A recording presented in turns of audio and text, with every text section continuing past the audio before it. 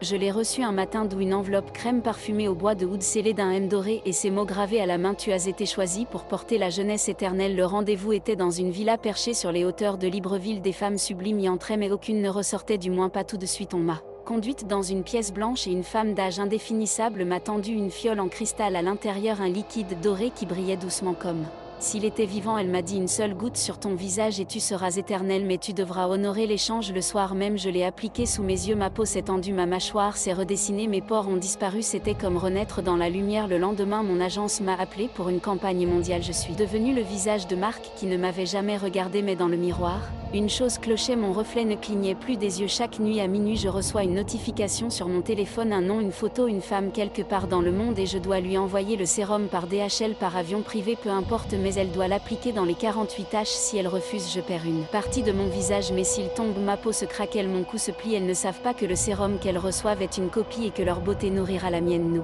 sommes 33. Elles m'ont accueilli dans une réunion secrète à Accra, toutes anciennes actrices, Miss, influenceuses, présentatrices télé. Elles brillent toujours mais leurs ombres sont tordues et leurs larmes sont sèches. Elles disent qu'il faut transmettre le flacon chaque semaine et que si une seule d'entre nous échoue, l'une meurt et son visage fond en direct pendant son live.